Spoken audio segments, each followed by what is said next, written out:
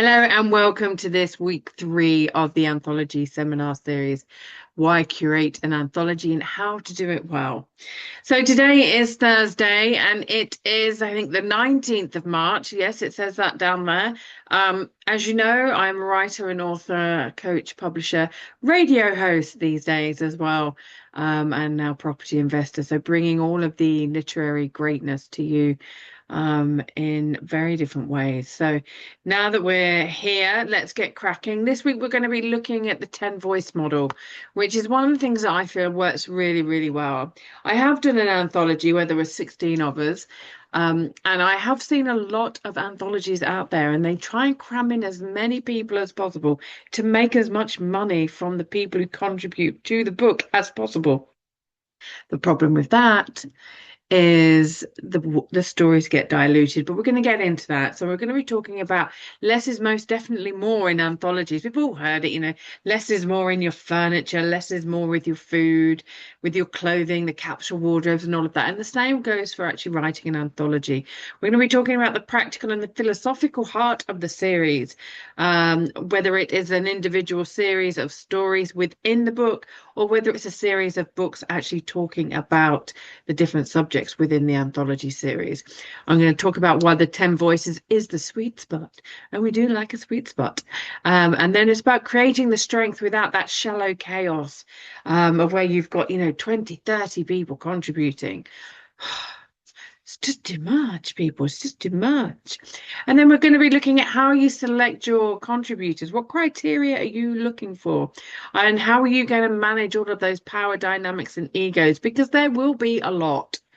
If you've got somebody who's very, very well established, or you've got somebody who's not as established, and there might be a little bit of jealousy, a little bit of resentment, how are you going to manage these? And are you actually going to be able to spot them before you actually bring people together?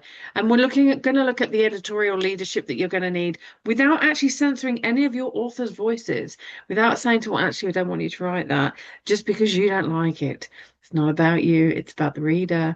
And then how we harness disagreement to strengthen the book, because we all like a little bit of polarization to get those brain cells moving. Now, I am very tired today.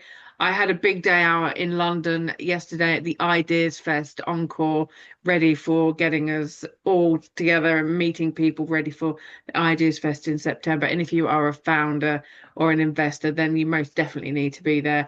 Frankie has not asked me to plug it, but I'm tired because it's such a great event. Yes, it was a late night for Dawn last night. So let's just crack on so I can go and have a nap. So step 2, less is definitely more, but not when it comes to sleep. The reason why I say this is because when you're opening a book and it's an anthology and you're going to hear some from different people, one of the things you really want to do is you want to actually read the story. You want to know what led the person who's sharing their point of view or their experience or their lessons. You want to know what came before it. Then you want to know how they recognize that was their pinnacle moment, and then what went on to it. If you're just reading 500, 750 words, it's not even an essay. And people go, oh, there's a accumulation of essays. They're not essays. They might be essays for junior school, but we're adults. We're adults that bring anthologies together, and we want a proper essay. And it's not about these quick, oh, let me just give your ego a big rub, because that is what a lot of anthologies are. You want to get to the meat and potatoes of it all, and this is why that when you've got 10 voices inside a book, they actually get to go that depth. They get, and I always say, give your author 7,500 words to write with, because then they can focus on those 2,500 words to set the stage, to actually prime, maybe start at the end and then work backwards. That works for some kinds of anthologies, but again, you're giving them, it's like that story mountain, isn't it? Here's your starting point, you're going up to the pinnacle, and then you're actually just bringing the audience down, ready for them to take on to the next story. And these are really, really important points to raise within, the story writing, because I've read some of these anthologies and some of my friends and colleagues have written them, and I'm going, you know, there's like 30 people in that book. And even if they're only writing 1,000 words, that's only 30,000, but even 1,500, where you've got 500 to set the stage, 500 for the pinnacle, and then 500, it's not a lot of words. And we're grown-ass adults. Write something meaningful. We're not here to write an editorial for the paper. It's not a magazine article. This is an anthology. Do it justice. Because people spend their time and their money seeking out, and you see a lot of people that are in these, they're very good at marketing. That they go and then they put all this pizzazz out there, and you really must, and people go, oh great, I'm going to get that book. Then they open it, and it's a lot of them are done so badly, so they're not typeset. And we all know that I like a well typeset book. And if you don't know that, Brian, now, then really, where have you been? But the thing is, when you have got all of those voices, they want to put the picture at the top, then they've got to put a bit of the bio, then they're writing the story, and it just becomes an advert. It's not a story. It's not a journey for the people who are reading it. It's not about any of the authors. These anthologies, no book is really about the author. Even when someone is writing a memoir, it's never about the person writing it. It's always about the reader. So if you're joining an anthology and you just want to do it because you're going to get your name in a book and the title of author, stop right there, rethink your intention, rethink what a book is about. Because when I've looked at these people that write in some of these anthologies, you ask them, oh, how many books do you read? And they go, I don't have time to read. If you don't have time to read, don't bother writing. Because when you read, you are honing your craft, you are learning. You're studying you're not just learning the material in the book, or you're not just understanding and enjoying a story. You're actually looking at how the pattern of language is used. You're looking at the grammar. You're looking at the defining and non-defining clauses.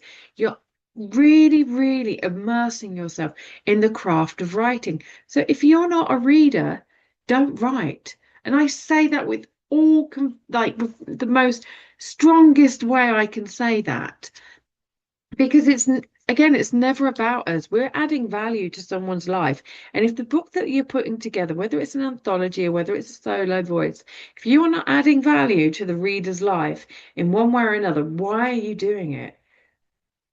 It's always about the reader. It's not even about the publishing company. It's not about the editors or the translators or the graphic designers who do the book covers.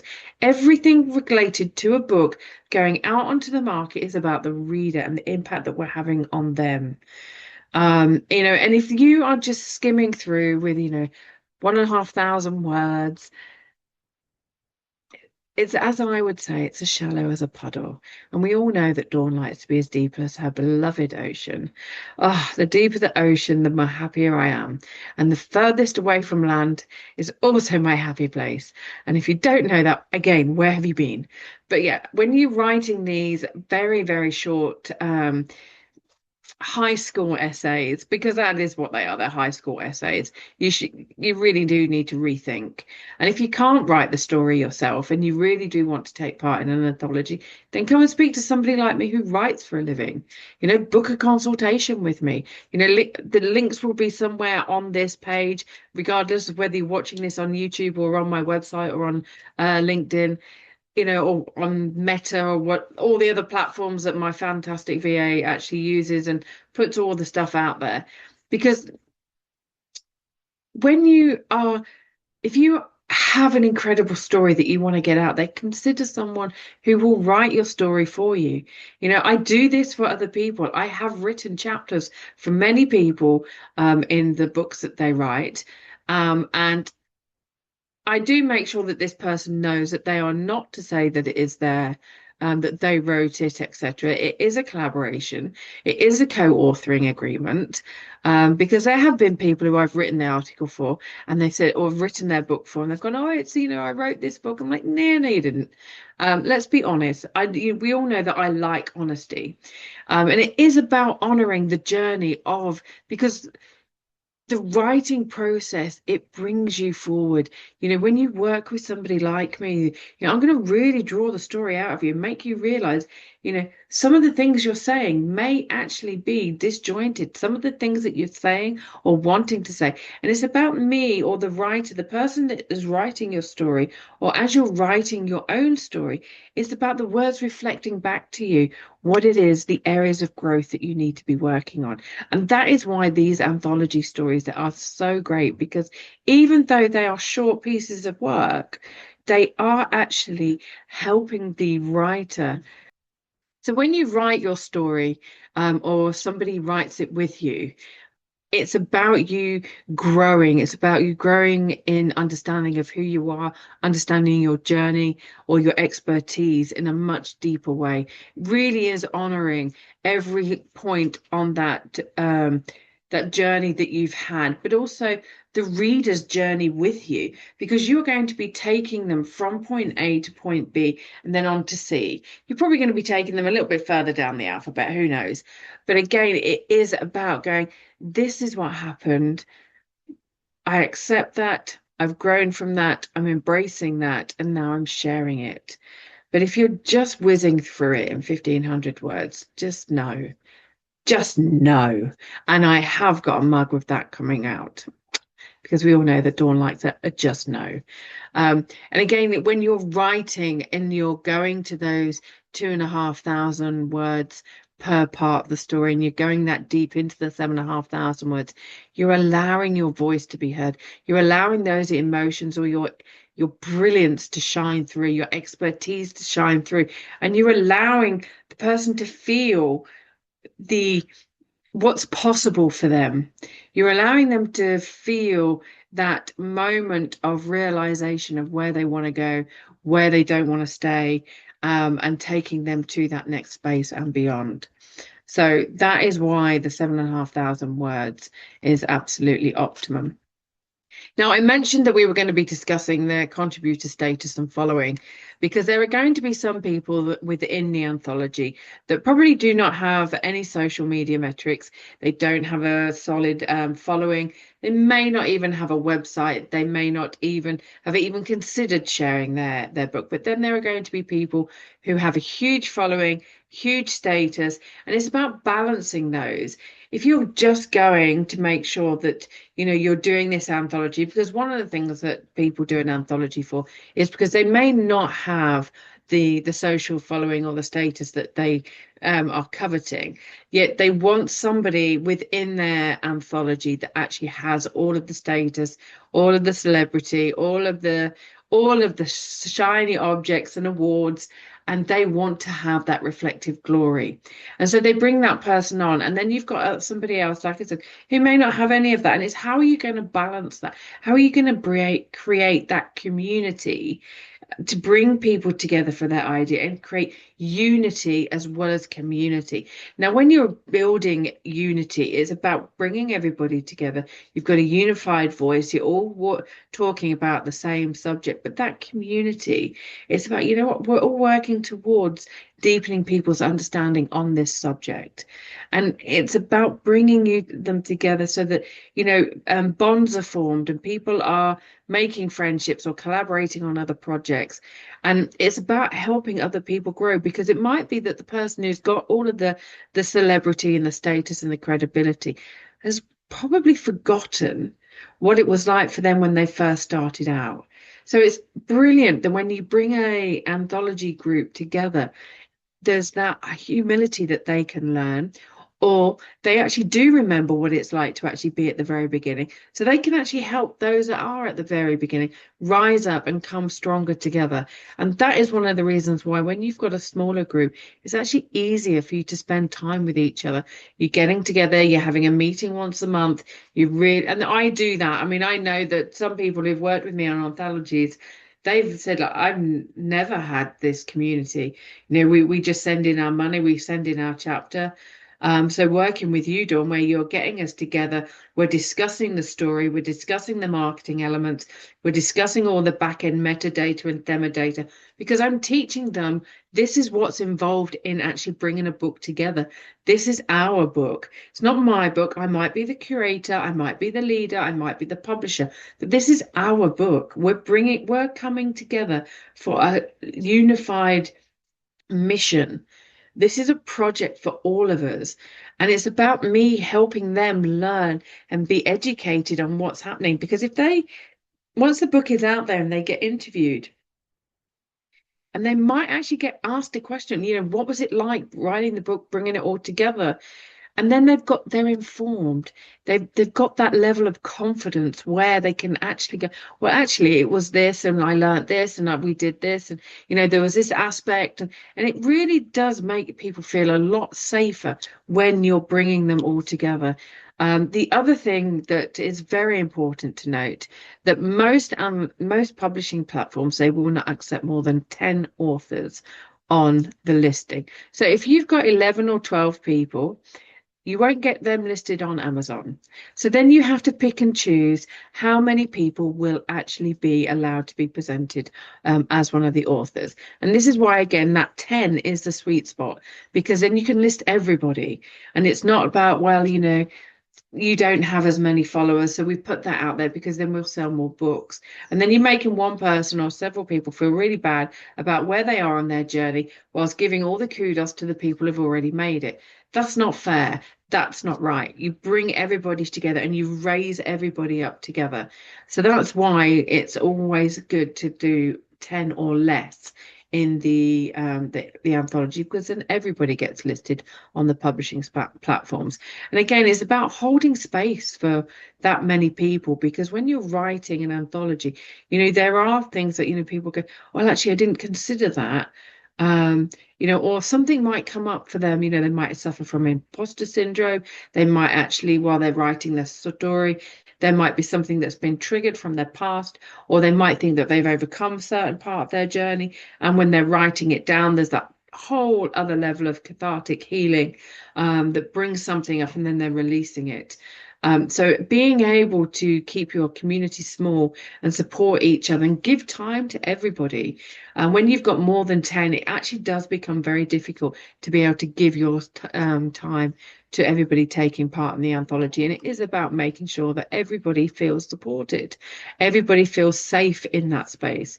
And the thing is, when you get a larger group of people together, there are more egos you have to deal with. There is more differing opinions, and there are different perspectives, maybe cultural differences that you're going to navigate. Because if you are going to do an anthology, especially in the way that the world is at the moment, it is very good. It's a very good idea to get people from different cultures, different nationalities, different time zones, so that you're actually making the book a global book. Because once something is online, it is international, it is global. So it's always good to actually make sure that you've got people from around the world contributing.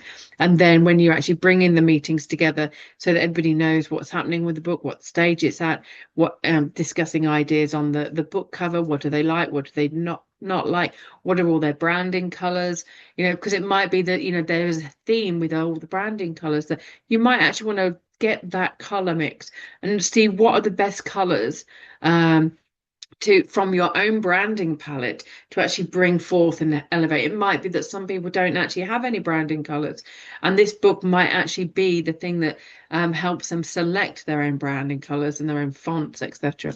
And it's about making sure everybody has that voice and bringing everything together. And because you are a team, you're not just one person telling other people and taking money from other people for them to write the book, a story for your book, and you're telling them how it's going to be. This is a unified project, and that's why I say create unity and community. Step 4. When you are bringing lots of people together, it can be very chaotic. People sometimes feel heard, others don't. And so when you've got that really nice small group, that intimate group of up to 10 people, you actually get to bring out everybody's strengths. You get to hear everybody's voices. You get to hear their ideas. Okay, what about this? And, if you're only listening to the ones with all of the vanity metrics, the person without any might feel overlooked and overshadowed, but they actually might have some of the best ideas out there. It's about creating their strength and their courage and actually making this project very, very strong. And again, leaving the shallowness of a puddle and really creating that depth of strength and dynamism. And again, it's about managing those egos because, like I say, some people might actually be really in their imposter syndrome. They might actually be looking at some of the people that have got all of the credibility and the stability and go, I don't belong here. But you can manage that. You'll be able to identify that. If you're a good leader, you'll be able to identify that quite early on and actually bring everybody together, maybe partnering them up. And then people might have differing views, very polarizing views. But when you're getting together for your your monthly meetings or your bi-weekly meetings, what you can then do is make sure that everybody has got a chance to be heard. Yeah, when you are managing all of these different ideas and you've got disagreements and polarization of these views, then what you can actually be doing is actually finding that middle ground. But if you've got more than 10 voices, or trying to be heard, you can lose people and people can feel very intimidating. But when you've got a much smaller group, people then can actually go, well, this is my point of view and this is where I've come from. This is why I think the way I think. And you can actually have that breathing space where people can actually come together and actually share their ideas. And then you can actually find that middle ground where people can agree to disagree. But it actually makes the book very powerful when you have got those disagreeing ideas in there. You have got those people in there that will be able to disagree powerfully. And it does show a level of maturity because people who choose to throw their toys out of the pram when there is a disagreement or want to cancel somebody else, it does show a lack of maturity and respect for other people's journeys through life. And it's always good to invite people to join the anthology that actually have ideas that are so alien to you, that are polarizing to even yourself, because it shows that you actually have thought about and considered the reader journey. Again, bring it back to the reader because you're not telling them what to think.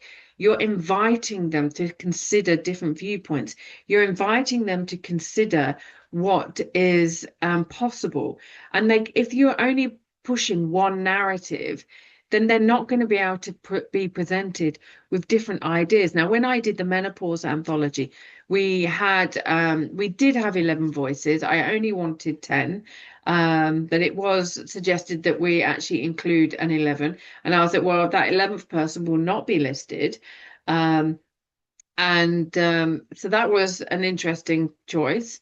It felt slightly off, but not one of us in that book pushed a narrative. Some people were talking about Ayurvedic ways of healing yourself and eating so that your menopause journey is a lot smoother. It actually cuts down on your bloatingness, your fatigue, cuts down on the hot flashes. Then we've got other people that were talking about energy healing. Then we've got the science and we've got the yoga. Then we had got the clothes that we wear. So there was very different ideas. There was also HRT in there. So we actually said to people like, this is your journey, you menopause your way. And I've never been somebody who considered HRT. I don't really want HRT. It's not something that I subscribe to because I'm not a fan of big pharma. I would rather do a much more natural journey and actually listen to my body and go, actually, what's my body missing? At the moment, I've had to take lots of vitamin C, lots of iron, naturally found in plants and in animals. So looking at that and how we actually, give people different ideas for them to choose, because it's not about us dictating. And so when we invite people that have got ideas that are very different to us, we learn as well and we can grow. And it is about us all growing as a team, and being prepared to be wrong, because it might be that one of your co-authors will bring you some extra evidence and you're like, wow, okay. I didn't know about that. And it's about you growing as well and having your ideas shaped and formed in a whole new way. And that's one of the reasons why, if we're doing an anthology properly, it's about everybody contributing with all learning together and, really bonding over those.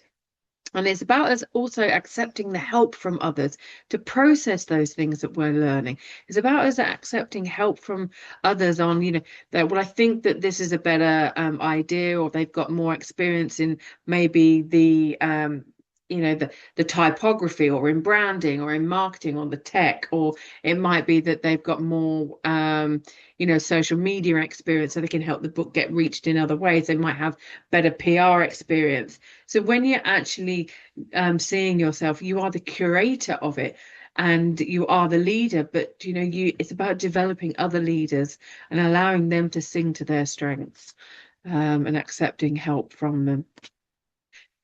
When you're looking at what it is that is being written, obviously you have to make sure that your brand is protected, but also everybody else's brand is protected.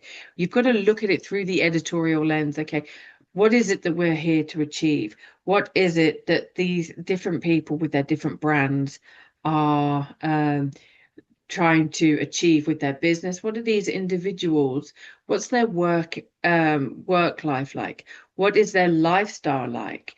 And how are we managing and balancing the ethics of each of these individuals, their values? Because if you've got some people that have got some very strong religious values and you're presenting a non-religious book, but you want to be respectful of all of them, you don't want to censor somebody's voice. We are not in the process of we were seeing so much of the cancelling going on. It's about time we all reclaimed our voices and helped others reclaim theirs. Because if we are censoring other people's ideas, then it's not going to be too long before we've had our own voices censored. So it's about embracing that and making sure that when you're editing it, whether you're outsourcing it or whether you're the editor yourself, make sure you do get somebody to proofread, copy proof edit as well. Sorry, copy edit and proof edit, line edit.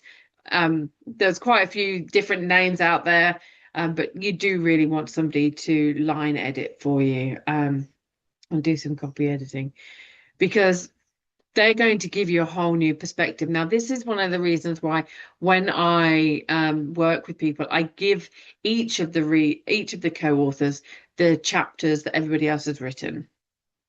That way we're all reading it. What came up for you as an author? What came up for you as the reader? You are reading somebody else's chapter, and where is it going to sit next to yours in the book? Is it going to be 2 chapters away because you really don't want your views right next to theirs? You want that distance. Is it that, everybody feels that this is a really harsh chapter to get your head around? So you want 2 soothing chapters either side of it. And you do want to be able to look at where those differences, any friction and polarization are, because you do not want to be giving the reader whiplash. You don't want, like, oh, hang on a second, where did that come from?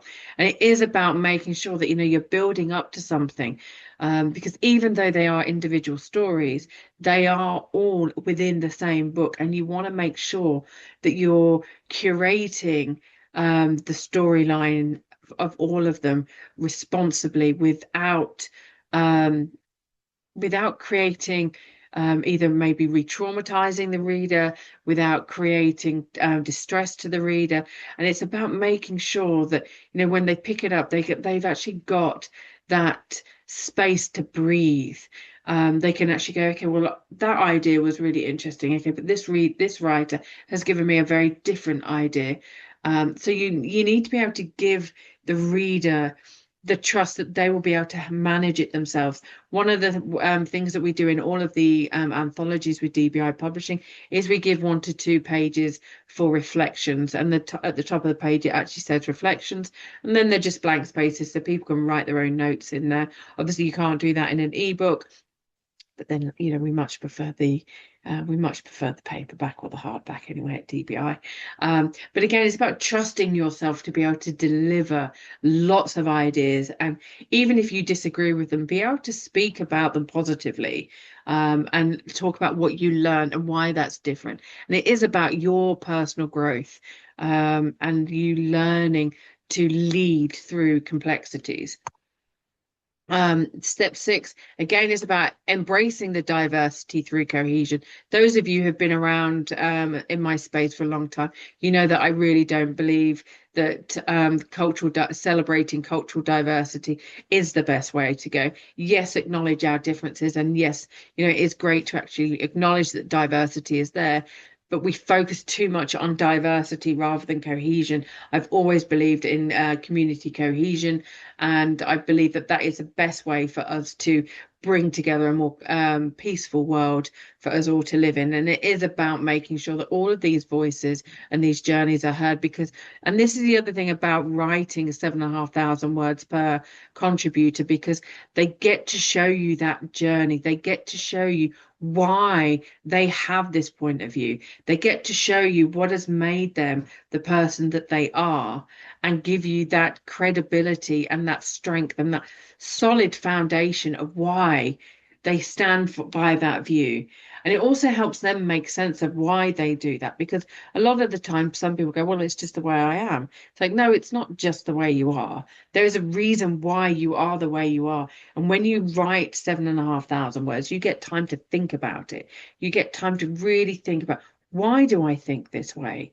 And if I think this way about this particular thing, well, the logic has to be the same for everything else. I know emotions are not logical, and that's one of the most frustrating things about them. But the thought processes that we go through, if we are not going to allow one thing to frighten us because that fear is false evidence appearing real, then surely if we've got other fears, we can actually use the logic of actually overcoming those fears in all areas of life.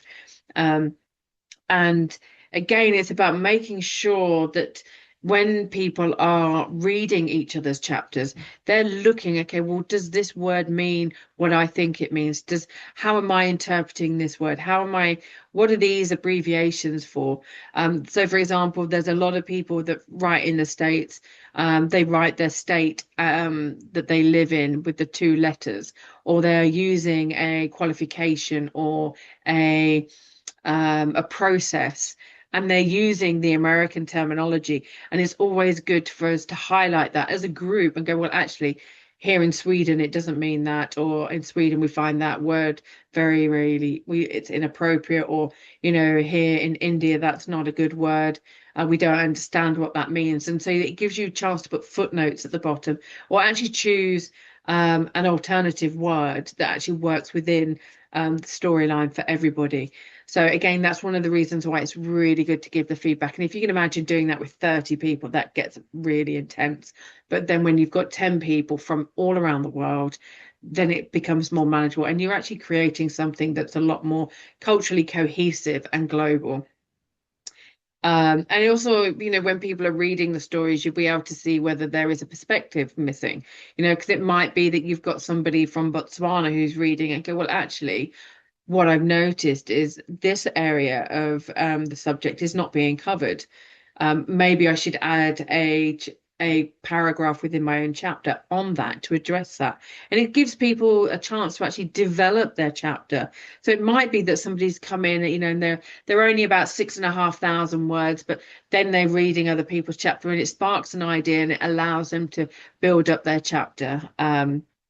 And you might see that, you know, throughout the book, there is a common theme, even though they're polarizing ideas. There is a common theme, and that would be a really good chance to identify what would work well in their country, the marketing, you know, how you could use that on your podcast, how you could use it on maybe interviewing each other for each other's platforms. Again, these are the key things coming up. These will help you identify categories and some of the keywords to put into the metadata and the themodata in the behind the scenes. So these are all really great ways of actually building out a lot of the back end data and the marketing assets for you and for the people within the the book.